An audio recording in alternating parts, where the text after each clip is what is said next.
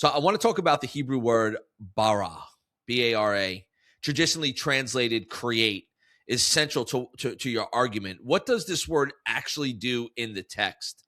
And why have we been reading too much into it? Well, when we look at Hebrew words, people have to understand that we don't have an ancient dictionary that defines these words for us. We only know what words mean by their usage.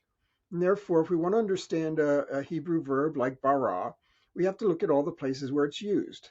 And I track these out in my first book, Lost World of Genesis 1. And it's about 50 occurrences.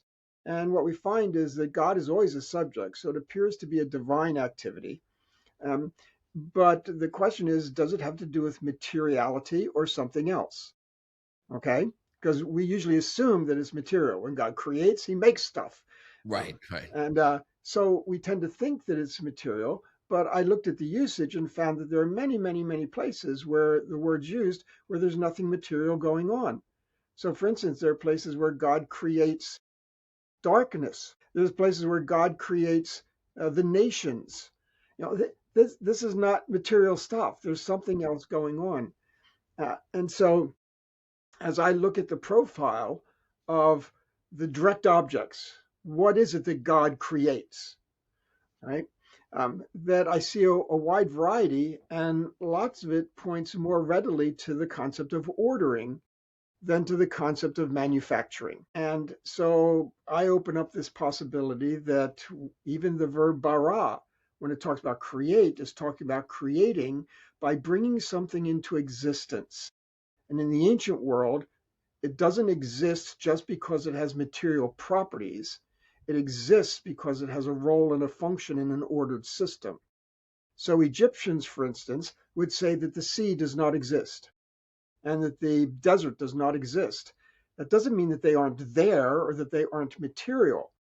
Their whole idea of existence, that is, what's in their backpack that says existence on it, Right, it's different from what's in our backpack. right. Okay, but if bara means to bring something into existence, and existence is defined by being ordered, then bara has to do with ordering, Right. not with manufacturing. So Interesting. that's the direction of the case that I make.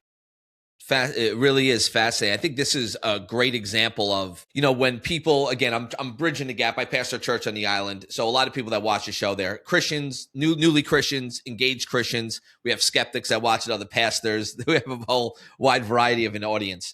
But I think one of the most thought or misexplained words is I need a word for word translation of the Bible. Like, this is the way the Bible it always was, so forth and so on. And a word like this is exactly the reason why, one, thank God for the translators, because it's almost like some of the ancient Hebrew and the ancient Greek, like there are no words in English. So you really have to do what you did. Like, there's not an English word that properly describes that. But how do we use English words to describe exactly what's going on there? And I think that concept is often missed a lot. Yeah, I think you're absolutely right. People think that there's a one-to-one correspondence for every word between Hebrew and English or Greek and English, and that's just not true. We just don't have words for some of the things that they have words for. Right. And so it puts us in an awkward spot when we try to do translation Yeah. because we either use an inadequate word or we end up using a two-sentence explanation, which does not work in a translation. Right. So, when people talk about a literal translation, they might say it says create and it means create. But of course, they're saying create the way they think about create, Yeah. Yeah. not what's in the Israelite backpack. Yeah. And so already there's a problem to overcome.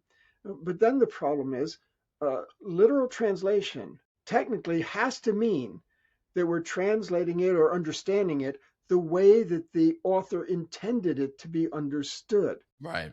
And everybody knows that. When we read a parable, we don't go trying to interview the Good Samaritan. We know it's a parable, and you read it literally when you recognize it's a parable. With metaphors, God is my rock. We don't say igneous or sedimentary. We know that that's a metaphor, and literal reading means you read it as a metaphor.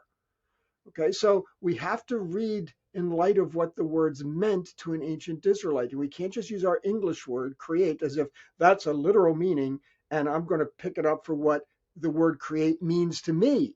It doesn't matter what it means to you, it matters what it meant to